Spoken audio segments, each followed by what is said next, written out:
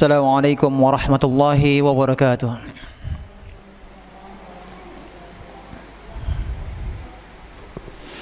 Innal hamdalillah nahmaduhu wa nasta'inuhu wa nastaghfiruh wa na'udzu billahi min shururi anfusina min sayyiati a'malina may yahdihillahu fala mudilla lahu wa may yudlilhu fala hadiya lahu wa asyhadu an la ilaha illallah wahdahu la syarika lahu wa asyhadu anna Muhammadan 'abduhu wa rasuluh.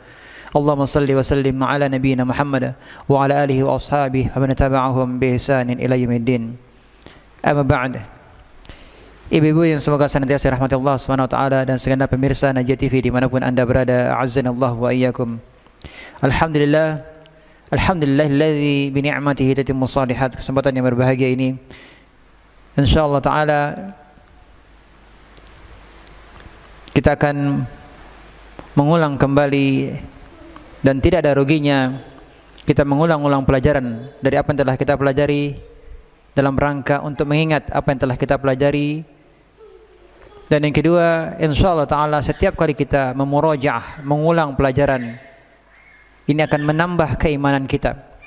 Dan yang ketiga, ketika kita mengulang-ulang pelajaran kita, insyaallah ta'ala ada saja faedah-faedah ya, yang Allah berikan kepada kita dari apa yang kita pelajari ya.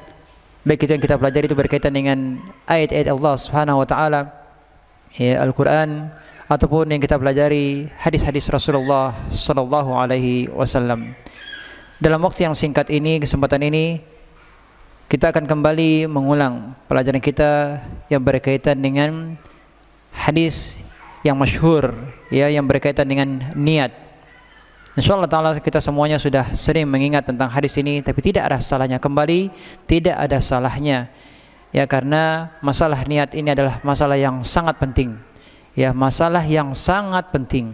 Niat kita ini baik di awal amal, sebelum beramal ya, niat kita ketika kita beramal, maupun juga termasuk kita menjaga ya keikhlasan niat kita karena Allah Subhanahu wa taala setelah kita beramal.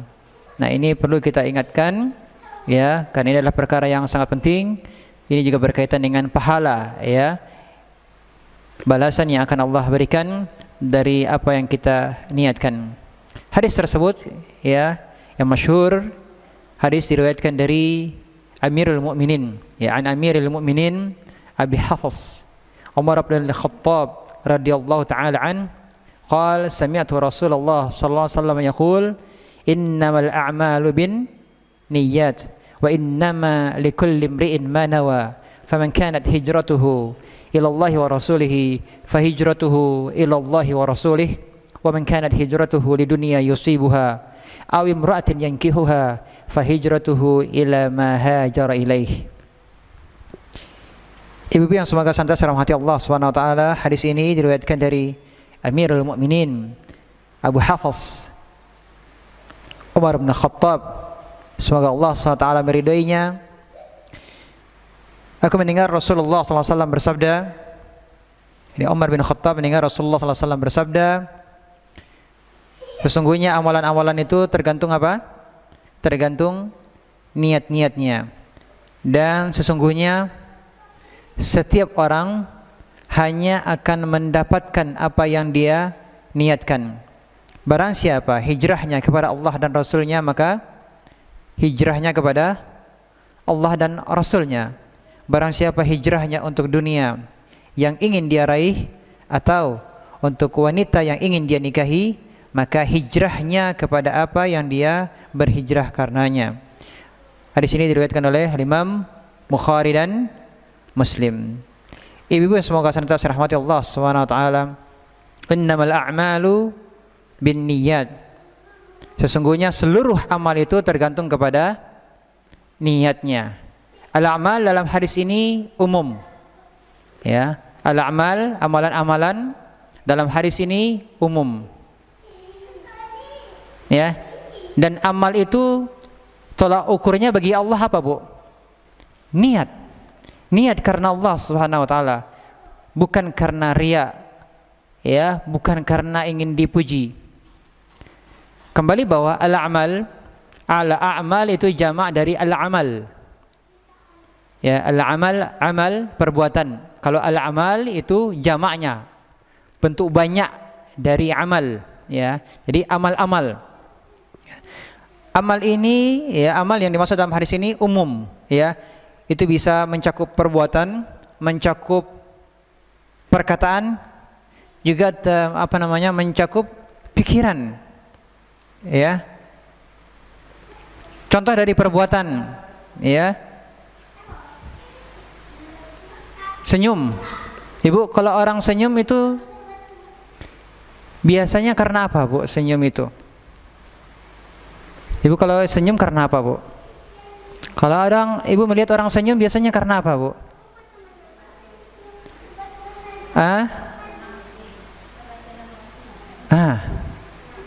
Kira-kira sebabnya satu atau sebabnya banyak, Bu? Niatnya satu ataukah niatnya banyak? Atau berbeda-beda? Berbeda-beda. Ada orang yang senyum karena memang ingin menunjukkan kebahagiaan, kan gitu ya. Ada orang yang senyum tapi sebenarnya senyumnya senyum ngeledek, senyum ngejek. Ada enggak, Bu? Ada kan? Ada. Ada orang marah tapi dengan senyum. Dia kalau senyum orang udah tahu nih, kalau dia senyum ini sebenarnya bukan senyum nih, tapi dia sedang apa? Dia sedang marah nih. Ya, jadi bagaimana membedakannya itu, Bu? Ya, ini kembali kepada masing-masing siapa yang senyum, apa niatnya, dan dia lebih mengetahui tentang sebab senyumnya tersebut. Kenapa dia tersenyum? Namun Rasulullah SAW katakan bahwa la tahqiranna minal ma'rufi syai'a walau an talqa akhaka biwajhin talq. Ya, jangan engkau remehkan perkara yang baik, perkara yang ma'ruf. Ya, sedikit pun perkara yang ma'ruf jangan engkau remehkan. Sekalipun engkau bertemu dengan saudaramu dengan apa? Dengan wajah yang berseri. Ya. Ya. Ya. Jadi kalau kita senyum, niatnya ingin menunjukkan keakraban, ingin menunjukkan bahwa kita bahagia, senang berjumpa dengannya. Ya, kemudian orang yang kita kasih senyum tadi dia pun juga senang. Ini berpahala tidak, Bu? Ini kebaikan, jangan remehkan. Nah, termasuk dalam perkara ini, kembali kepada niat kita. Ya, ini senyum saja niatnya berbeda-beda. Kenapa dia senyum? Nah, yang kedua perkataan, ya. Ini kita sudah sangat jelas ya, paham sekali ya tentang perkataan. Artinya kita berbicara apakah karena ingin mengharapkan pujian dari seseorang, ataukah karena kita memang ingin mengharapkan pahala dari Allah Subhanahu wa taala. Nah, ini kembali kepada apa? Kembali kepada niatnya masing-masing. Kemudian pikiran. Ya. Pikiran, terkadang dengan pikiran kita mendapatkan pahala. Memikirkan sesuatu terkadang mendapatkan pahala, terkadang juga tidak mendapatkan pahala. Tergantung apa, Bu? Tergantung niat kita. Ya. Kalau baik pikiran kita, ya, maka insyaallah ta'ala itu akan berpahala. Tapi kalau kita dengan pikiran kita, ide kita tadi, kita memikirkan sesuatu yang tidak diridai Allah SWT, bagaimana? Berpahala ataukah justru berdosa? Justru berdosa.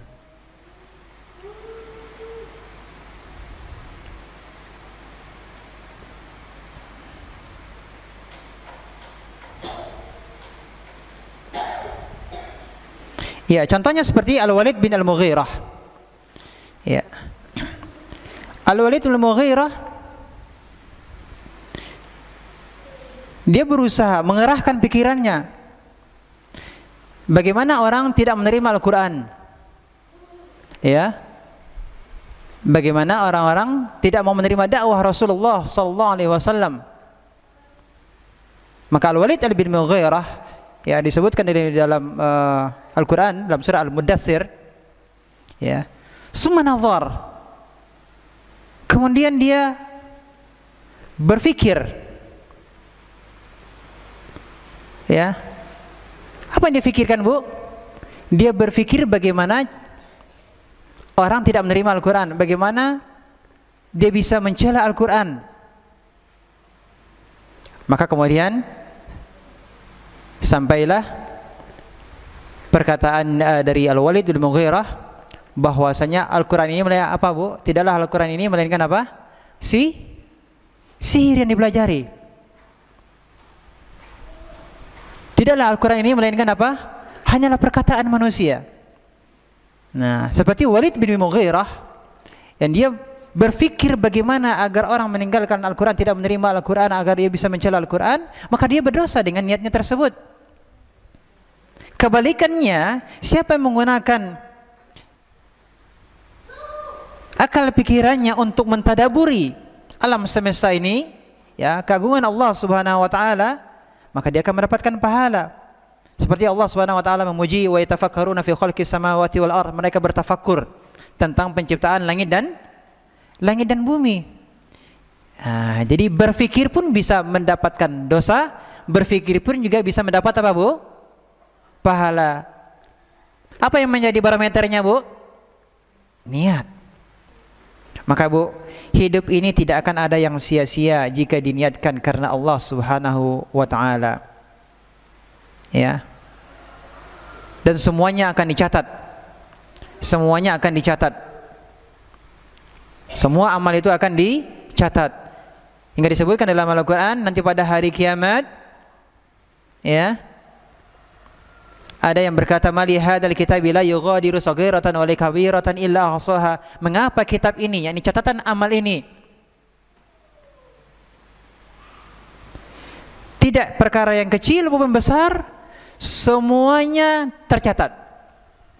Ya, tidak ada amalan, apakah itu amalan kecil maupun amalan besar, semuanya tercatat. Nah, sekarang pertanyaannya, Bu, kalau seseorang berniat, niat itu termasuk yang dicatat ataukah tidak, Bu? Apakah hanya anggota badan saja, tangan, kaki kita, ya, pikiran kita? Bagaimana dengan niat, Bu? Niat itu dicatat atau tidak, Bu, dalam catatan amal?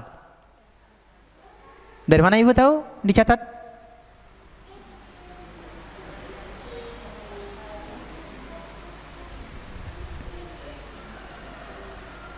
Niat dicatat, Bu? Niat itu kan amalan hati, Bu, ya? Nah, pertanyaannya, apakah niat ini termasuk yang dicatat atau tidak? Ataukah hanya lisan kita, apa yang kita ucapkan, apa yang kita perbuat dengan anggota tubuh kita, ya, selain hati kita, itu yang dicatat? Ataukah niat juga termasuk yang dicatat? Mana, Bu? Dicatat. Bisa Ibu tunjukkan apa yang menunjukkan hal tersebut, bahwasanya niat itu dicatat? Sabda Rasulullah sallallahu alaihi wasallam, "Faman hamma bihasanah wa lam ya'malha, katabahallahu lahu indahu hasanah kamilah." Ya, seperti hadis yang riwayatkan Bukhari dan Muslim, bahwasanya Rasulullah bersabda, barang siapa yang berkeinginan untuk melakukan suatu kebaikan namun dia tidak bisa mengerjakannya, disebabkan karena apa, Bu? Ya, karena memang ada uzur, ya. Tapi kalau seandainya dia bisa lakukan, dia akan lakukan. Apa kelonjatan hadis ini? Kataballahu lahu indahu hasanah kamilah. Allah akan mencatat di sisinya niatnya tersebut sebagai suatu kebaikan yang sempurna. Berarti pertanyaannya kembali, Ibu, niat dicatat ataukah tidak? Niat dicatat. Maka, Bu, pasang niat. Ya. Perbanyak niat-niat kita untuk melakukan kebaikan-kebaikan. Ya, yang belum umroh niatkan umroh, yang belum haji niatkan haji. Ya, pingin lihat orang yang bisa melakukan sesuatu kebaikan, namun kita belum bisa berbuat kebaikan, niatkan, Bu. Seandainya saya diberikan karunia Allah Subhanahu wa taala seperti orang tersebut, saya juga akan melakukan hal kebaikan itu juga atau lebih darinya. Jujur kita kepada Allah Subhanahu wa taala. Mudah-mudahan insyaallah taala Allah akan berikan karunia tersebut sesuai dengan keinginan kita. Tapi kalau seandainya itu tidak terjadi, dapat pahala tidak, Bu? Pahala, Bu. Kita tidak ngapa-ngapain, Bu. Kita tidak berbuat sesuatu. Hanya dengan apa, Bu? Niat. Tapi kita jujur dengan niat kita tersebut. Berpahala, Bu. Termasuk kita berniat untuk meninggalkan maksiat.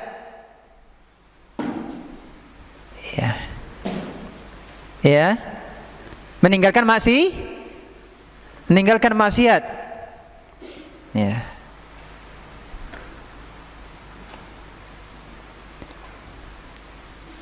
Sekarang niatkan untuk meninggalkan maksiat apapun juga. Ya. Dengan niat tersebut, niat untuk meninggalkan maksiat, kita tidak berbuat apa-apa, Bu. Hanya cukup meninggalkan. Ya. Cukup meninggalkan, dan dengan niat kita tersebut, maka kita mendapatkan pahala. Kemudian, wa innama likulli imri'in ma nawa. Setiap orang akan mendapatkan sesuai niatnya. Apakah murni karena Allah Subhanahu wa taala ataukah karena dunia? Ataukah murni akhirat ataukah dunia dan akhirat? Kembali niat kita bagaimana? Karena Allah semata, untuk akhirat semata, ataukah murni dunia atau akhirat juga dunia niat kita? Nah, ini berbeda-beda tingkatannya. Seperti orang yang jihad karena apa?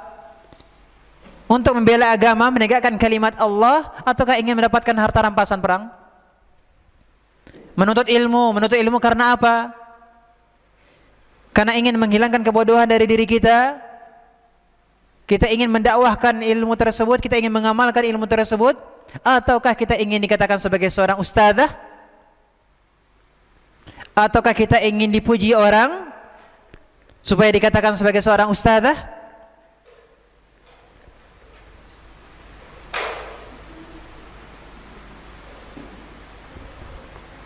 Nah, yang membedakan apa, Bu? Niat. Rubba amalin saghirin tu'azzimun niyyah. Betapa banyak amalan kecil menjadi besar dengan niat. Wa rubba amalin kabirin tusaghiruhun niyyah. Dan betapa banyak amalan yang besar, semestinya dia mendapatkan pahala yang besar, tapi ternyata dia mendapatkan pahala yang kecil di sisi Allah Subhanahu wa taala disebabkan karena niatnya yang salah, niatnya yang buruk, atau bahkan dia tidak mendapatkan pahala sama sekali, atau bahkan justru mendapatkan dosa. Apa penyebabnya, Ibu? Niat. Nah, Bu, penting niat. Contoh hadis Rasulullah SAW, siapa yang berniat untuk mati syahid, man sa'alallah syahadah bisidqin, siapa yang berniat untuk mati syahid, jujur dia kepada Allah, dia ingin mati syahid, ballaghallahu manazil syuhada, Allah akan menyampaikan dia pada derajat orang-orang yang syahid. Wa in mata ala firasyih, sekalipun dia mati di atas tempat tidurnya. Hadis sahih riwayat Muslim. Bu, niatkan kita mati apa, Bu?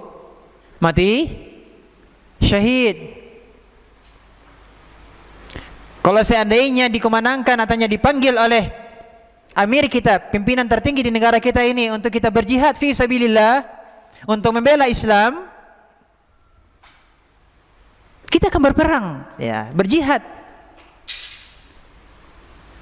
Tapi insyaallah taala, ya, negeri kita alhamdulillah negeri yang aman, ya, negeri yang aman. Tapi tetap kita niatkan untuk apa, Bu? Kita ingin berjihad, mati syahid karena Allah Subhanahu wa taala. Sekalipun ternyata kita mati di atas tempat tidur, maka Allah akan meninggikan derajat kita seperti apa, Bu?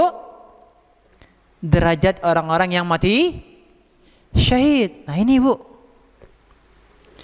keutamaan tersebut diraih dengan apa? Bu, keutamaan tersebut diperoleh dengan apa? Dengan niat. Berikutnya, faman kanat hijratuhu ila Allah wa rasulih fa hijratuhu ila Allah wa rasulih. Siapa yang hijrahnya kepada Allah dan Rasulnya, maka hijrahnya kepada Allah dan Rasulnya. Adapun yang hijrahnya karena ingin mendapatkan dunia atau karena wanita yang ingin dia nikahi, maka hijrahnya kepada apa yang dia niatkan. Nah, pembahasan kita berikutnya adalah hijrah. Apa itu hijrah, Bu? Kita kan sering mendengar, alhamdulillah saya sudah hijrah. Alhamdulillah kawan saya sudah hijrah. Alhamdulillah saudara saya sudah hijrah. Maksudnya hijrahnya hijrah kemana nih, Bu?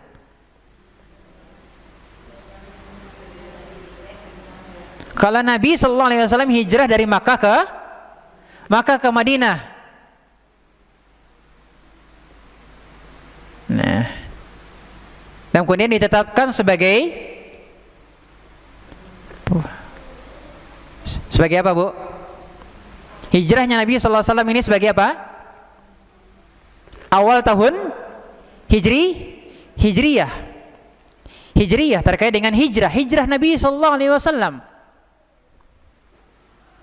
dari Makkah ke Madinah. Nah, sekarang kalau dikatakan ada yang menyampaikan saya sudah hijrahnya dari mana ke mana nih, Bu? Ke Pasaman, dari Pasaman ke mana, Bu?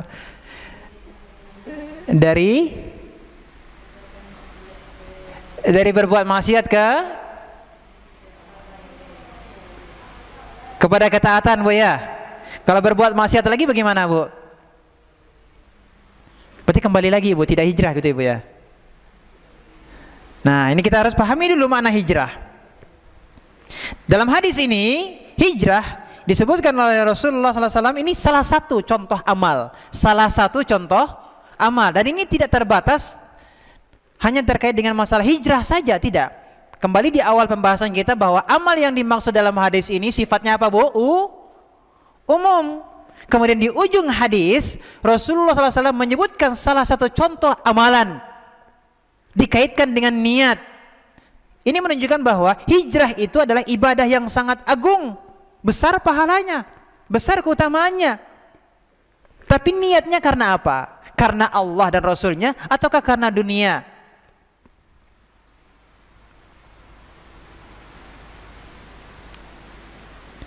Hijrah, menurut bahasa, hijrah itu adalah artinya at-tarku,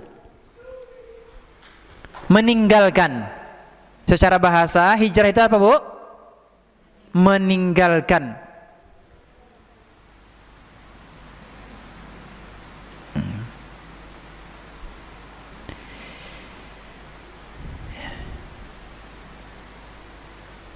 Secara istilah, ya. Adapun secara istilah,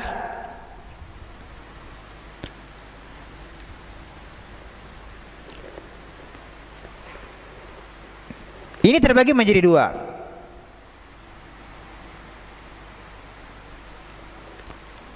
Yang pertama adalah meninggalkan, berpindah dari satu tempat ke tempat yang lain, ya, meninggalkan satu tempat berpindah ke tempat yang lain. Ini yang pertama, hijrah tempat namanya. Dan ini juga terbagi menjadi dua. Hijrah tempat ini dibagi menjadi dua. Yang pertama adalah hijrah dari negeri yang tidak aman menuju negeri yang aman. Apa contohnya, Bu? Para sahabat diperintah oleh Rasulullah SAW untuk hijrah dari Makkah kemana? Kemana? Ke Madinah. Sebelum ke Madinah kemana, Bu? Para sahabat ke Habasyah, Ethiopia. Habasyah, masyarakatnya di sana adalah Nasrani. Masyarakat Habasyah apa, Bu? Agamanya apa, Bu? Masyarakatnya adalah masyarakat Nasrani. Tapi kenapa Rasulullah SAW memerintahkan para sahabat hijrah dari Makkah ke Habasyah, Bu? Yang penduduknya adalah Nasrani. Karena di Makkah tidak aman. Para sahabat terancam. Di Habasyah aman atau tidak? Di Habasyah aman. Sekalipun penduduknya Nasrani, ya, tapi rajanya raja adil. Maka ini salah satu contoh dari apa, Bu? Berpindah dari tempat yang tidak aman, dari negeri yang tidak aman menuju negeri yang aman. Sekalipun negeri tersebut bukan negeri Muslim. Paham, Bu? Sekalipun negeri tersebut tidak atau bukan negeri Muslim. Nah, kemudian setelah itu terdengarlah kabar dari Makkah bahwa para sahabat boleh kembali, sudah aman di Makkah. Maka para sahabat kembali lagi ke Makkah. Ternyata itu hanya apa? Hanya muslihat, tipu muslihat saja. Ternyata mereka di sana terancam kembali. Akhirnya Rasulullah SAW kembali menyuruh para sahabat untuk hijrah yang kedua kalinya kemana? Ke Habasyah. Ini contoh, ya, berpindah atau meninggalkan tempat yang tidak aman menuju tempat yang aman. Ya, di Makkah tidak aman untuk beribadah, ya, tidak bisa bebas untuk beribadah. Ketika ibu berada di tempat yang tidak aman, terlebih lagi terkait dengan masalah ibadah, tidak bebas kita beribadah, ya, tidak aman kita ibadah, maka hijrahlah ke tempat yang di situ kita bisa aman beribadah. Kemudian yang kedua, hijrah dari mana, Bu? Hijrah dari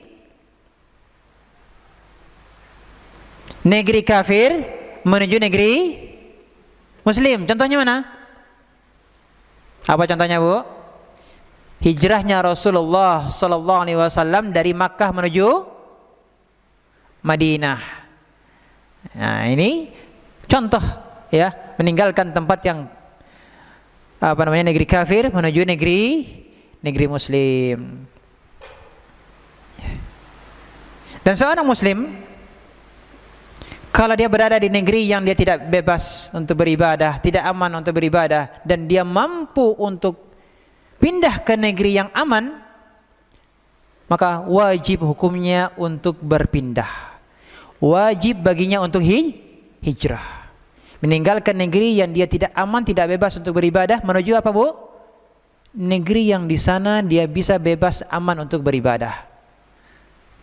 Ya, di dalam Al-Quran Allah katakan, alam takun ardullahi wasi'ah fatuhajiru fiha. Bukankah bumi Allah ini luas sehingga kalian bisa hijrah kepadanya? Nah, ini makna hijrah yang pertama, meninggalkan tempat. Dibagi menjadi dua. Apa tadi, Bu? Tempat yang tidak aman, negeri yang tidak aman menuju negeri yang aman. Yang kedua, dari negeri kafir menuju negeri Muslim, ya. Yang kedua, hijrah yang kedua, makna hijrah yang kedua secara istilah meninggalkan apa? Meninggalkan amalan buruk. Nah, tadi yang Ibu sebutkan, ini bagian yang kedua, meninggalkan maksiat, meninggalkan dosa, menuju apa? Menuju amal soleh, menuju ketaatan, menuju pahala Allah Subhanahu wa taala. Ini hijrah yang kedua. Ya, ini hijrah apa, Bu? Dari amal buruk menuju amal baik, dari syirik menuju tauhid, dari bid'ah menuju sunnah. Ya. Rasulullah SAW memberikan definisi tentang orang yang berhijrah, al-muhajir. Siapakah al-muhajir, orang yang berhijrah itu? Al-muhajiru man hajara manahallahu anhu. Orang yang berhijrah adalah orang yang meninggalkan apa yang Allah larang. Orang yang berhijrah adalah apa, Bu? Orang yang meninggalkan apa yang Allah larang. Nah, itu Itu yang dimaksud dengan hijrah. Nah, kembali hijrahnya karena apa? Karena Allah dan Rasul atau karena dunia? Dunia itu berasal dari kata dunu, qarib, dekat. Karena dunia ini memang sebentar. Dunia ini memang sebentar. Nah, di dalam hadis ini disebutkan siapa yang niatnya karena dunia. Kemudian setelah menyebutkan niatnya karena dunia, setelahnya Rasulullah SAW mengatakan apa? Siapa yang niatnya karena wanita. Penyebutan wanita setelah dunia. Bukankah wanita juga bagian dari dunia? Bukankah ibu-ibu bagian dari dunia? Ya atau tidak, Bu? Iya. Tetapi kenapa di sini disebutkan wanita setelah penyebutan dunia? Padahal wanita itu juga bagian dari dunia. Kenapa, Bu? Itu jawabannya, Bu. Fitnah yang luar biasa. Jadi ibu, seorang wanita yang salehah, ini aset yang sangat berharga. Ya, baiknya seorang wanita ini akan bisa melahirkan generasi-generasi yang saleh. Ya, tokoh-tokoh yang besar lahir dari ibu-ibu, ya, didikan ibu-ibu yang salehah. Ya. Namun di saat yang bersamaan, wanita adalah merupakan ujian yang luar biasa. Fattaqud dunya wattaqun nisa. Bertakwalah terhadap dunia dan bertakwalah terhadap wanita. Nah, di sini ya, hadis riwayat Muslim, ya, Rasulullah SAW juga menyebutkan penyebutan wanita setelah penyebutan dunia. Ya, ya ibu-ibu, karena ibu-ibu mohon maaf berpotensi sebagai apa, Bu? Menimbulkan fitnah, maka kita harus menjaga diri kita baik-baik, Bu. Jangan sampai kita menjadi sebab orang lain terfitnah. Rasulullah SAW bersabda, al-mar'atu aurah fa idza kharajat istashrafa syaitan. Wanita itu aurat. Wanita itu aurat. Ketika seorang wanita keluar dari rumahnya, istashrafa syaitan. Apa artinya istashrafa, Bu? Istashrafa syaitan artinya setan akan mengintainya. Mengintai seperti ini, mengintai. Melihat dari jauh. Ibu-ibu diawasi, Bu, ya, diikuti oleh syaitan. Bagaimana caranya ibu-ibu ini bisa menjadi sebab fitnah? Maka sama-sama kita bertakwa kepada Allah Subhanahu wa ta'ala. Kemudian pembahasan berikutnya, Bu, fungsi niat dalam Islam. Yang pertama, fungsi niat itu adalah sebagai pembeda antara satu amalan dan amalan yang lain. Contohnya adalah pembeda antara satu ibadah dan ibadah yang lain. Contoh, sholat 2 rakaat. Masuk masjid sholat 2 rakaat. Itu sholat apa, Bu? Bisa jadi qobliyah, bisa jadi tahiyatul masjid, bisa jadi sholat subuh. Ya kalau masuknya waktu subuh kan. Bentuknya 2 rakaat, tapi itu sholat apa, Bu? Ya tanyakan kepada orang yang sholat, kan gitu ya. Sholatnya sholat apa? Yang tahu adalah orang yang sholat. Bisa jadi qobliyah, bisa jadi tahiyatul masjid, bisa jadi sholat subuh. Niatnya kalau sholat qobliyah, kemudian setelah itu tidak sholat lagi, apakah gugur kewajiban sholat subuhnya, Bu? Tidak. Kenapa? Karena sholatnya tadi 2 rakaat adalah sholat qobliyah. Itu sholat sunnah, sedangkan sholat subuh wajib. Ada orang yang mengeluarkan uang 1 juta sedekah. Ini sedekahnya sedekah apa, Bu? Bisa jadi ini sedekah wajib, bisa jadi sedekah biasa. Sedekah wajib artinya zakat. Ada orang yang terkena kewajiban zakat, dia keluarkan uang 1 juta. Sedekah biasa niatnya, kemudian dia ingat, oh iya ya, saya punya tanggungan zakat yang sudah harus saya keluarkan. Yang 1 juta tadi adalah sebagai zakat saya. Boleh tidak, Bu? Bisa tidak, Bu? Dia keluarkan tadi, dia sudah keluarkan. Niatnya apa? Dia sudah berikan, orang sudah menerimanya. Niatnya sebagai apa, Bu? Zakat sedekah biasa. Kemudian berlalu waktu, dia ingat, oh iya saya belum mengeluarkan zakat saya. Yang 1 juta tadi itu zakat. Bagaimana, Bu? Apakah dikurangi 1 juta dari zakatnya tadi, Bu? Tidak. Kenapa? Karena tadi niatnya sedekah biasa. Sekarang hari Senin, sekarang hari Kamis, puasa. Niatnya puasa. Oh iya, kemarin qada Ramadan masih ada 1 hari lagi hutangnya. Hari ini, umpamanya hari ini hari Senin, saya niatkan puasa saya, padahal sudah di waktu siang. Saya niatkan untuk apa? Mengganti puasa Ramadan yang tersisa 1 hari lagi. Bagaimana, Bu? Apakah puasa sunnahnya hari Senin tersebut bisa kemudian diganti siang hari niatnya menjadi puasa qada? Jawabannya tidak. Nah, jadi niat itulah yang membedakan mana yang wajib, mana yang sunnah. Membedakan antara satu amalan, satu ibadah dengan ibadah yang lain. Yang kedua, pembeda apa? Pembeda antara ibadah dan adat. Contoh, bentuknya mandi. Niatnya apa mandinya? Bisa jadi mandi biasa, mandi junub. Ibu-ibu ingin mandinya niatnya mandi biasa ataukah memang mandi toharah dari haid? Kalau mandinya mandi biasa, kemudian setelah mandi, ibu niatkan mandinya itu sebagai mandi toharah dari haid. Pertanyaannya, apakah sudah dianggap suci ataukah belum? Niatnya sesudah mandi, Bu. Apa sudah dikatakan suci?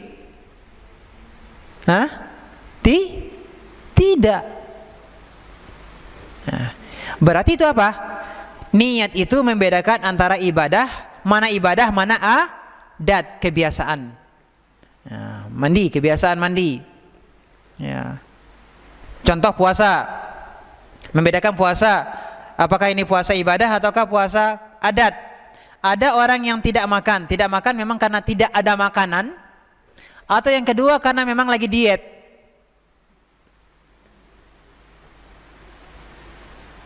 Ya.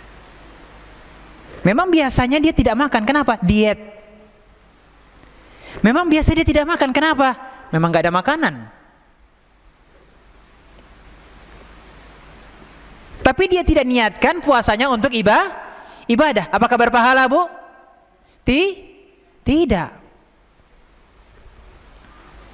Nah, ini niat fungsinya apa? Yang pertama sebagai pembeda. Pembeda apa? Pembeda antara satu ibadah dan ibadah yang lainnya. Ini yang pertama. Yang kedua, pembeda antara mana yang ibadah, mana yang adat, kebiasaan. Yang kedua, fungsi niat apa? Sebagai pembeda mana yang ikhlas karena Allah dan mana yang karena selain Allah. Ini penting, Bu. Pertama, kalau amal tersebut niatnya karena Allah Subhanahu wa taala murni 100%, jelas berpahala. Yang kedua, kalau niatnya untuk selain Allah, maka ini dibagi menjadi 2. Kalau niatnya untuk selain Allah, apakah karena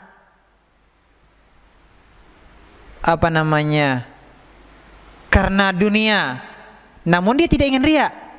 Niatnya karena dunia tapi tidak riya. Dan yang kedua, ada yang niatnya karena dunia, ya memang dia ingin riya dan sum'ah, ingin dipuji. Sekali lagi, yang kedua adalah niat untuk selain Allah. Niat untuk selain Allah. Yang kedua, niat untuk selain Allah, yakni niatnya karena dunia. Niat karena dunia ini dibagi lagi menjadi 2. Niat karena dunia tidak riya, dan ada yang niatnya karena dunia, niatnya karena dunia dengan cara apa? Riya dan sum'ah. Ingin pamer, ingin dipuji, ingin disanjung. Contoh karena dunia tapi bukan riya. Bukan karena riya. Apa, Bu, contohnya? Contoh orang jihad. Jihad karena dunia, ingin mendapatkan harta rampasan, perang. Tapi dia tidak ingin disanjung supaya dikatakan sebagai pahlawan, sebagai pemberani, tidak. Nah, ini contoh apa, Bu? Contoh karena dunia tapi bukan karena ria. Berpahala atau tidak nih, Bu? Kalau seperti ini? Hah? Para ulama membagi, merinci. Kalau yang mendominasi itu karena mengharapkan pahala, maka dia mendapatkan pahala. Kalau dunianya, yang pertama kita bagi dulu. Kalau yang mendominasi niatnya itu adalah dunia, niat karena dunianya lebih besar, maka dia tidak mendapatkan pahala sama sekali. 100% tidak dapat pahala. Yang kedua, kalau akhiratnya yang lebih dominan niatnya, maka masih berpahala. Yang ketiga, kalau 50-50 bagaimana, Bu? Dunia 50%, akhirat 50%. Sama, bagaimana nih, Bu? Berpahala atau tidak?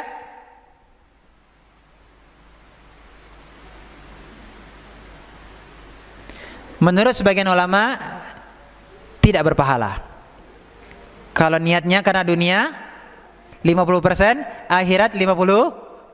Sebagian ulama mengatakan tidak berpahala. Nah, ini penting kita untuk menjaga keikhlasan kita karena Allah Subhanahu wa taala.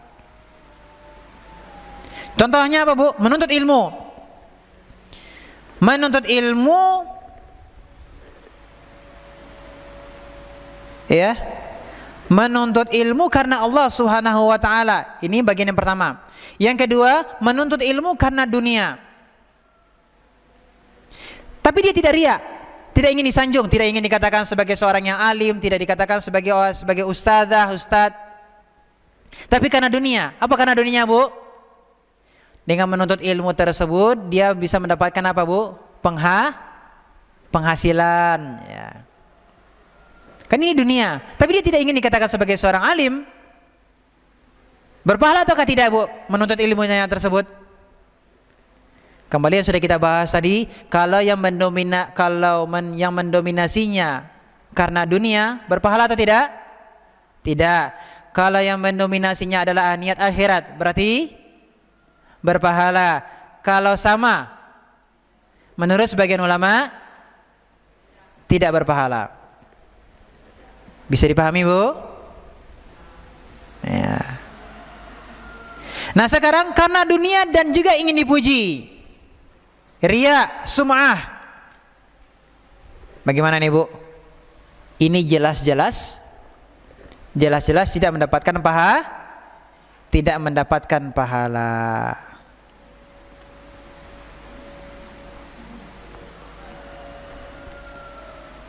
Nah, pembahasan kita yang terakhir, amal soleh yang tercampur dengan riya. Kalau riya tersebut muncul sejak awal amal, bagaimana nasib amalnya tersebut? Apakah berpahala atau tidak, Bu? Jawabannya, amalnya gugur, tidak berpahala. Yang kedua, kalau riyanya tersebut muncul di tengah amal, bagaimana, Bu? Berpahala atau tidak? Riyanya muncul di tengah amal, berpahala atau tidak? Dilihat keadaannya. Yang pertama, kalau riya muncul di tengah amal kemudian dia melawan, berusaha untuk menghilangkan riyanya, maka amalnya selamat, berpahala. Namun dia sudah berusaha menghilangkan riyanya, tapi riya tersebut terus muncul di tengah amal, bagaimana, Bu?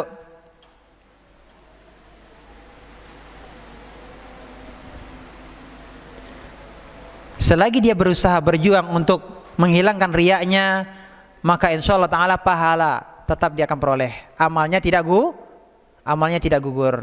Yang gugur amalnya adalah ketika riya tersebut muncul di tengah amal, kemudian dia berlezat-lezat dengan riyanya, tidak berusaha untuk menghilangkan riyanya, riyanya tadi, ya, ingin dipuji, ingin disanjung. Inilah yang akan menggugurkan amalan. Nah, sekarang pertanyaannya, Bu, kalau riyanya tadi muncul setelah beramal, dia sekarang bersedekah 1 juta, setelah sepekan, nah, muncul riya. Bagaimana, Bu? Apakah sedekahnya yang sepekan lalu itu tetap berpahala ataukah tidak? Ketika dia bersedekah lillahi ta'ala, tapi setelah sepekan ada sesuatu yang mendorong dia untuk menceritakan sedekahnya tersebut. Dia ingin membanggakan sedekahnya, dia ingin agar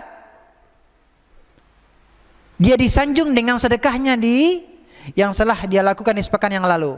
Bagaimana, Bu? Apakah kemudian sedekahnya yang sepekan yang lalu gugur ataukah tidak? Gugur atau tidak, Bu? Hah? Bu, diskusi dulu, Bu. Gimana, Bu? Gugur atau tidak, Bu?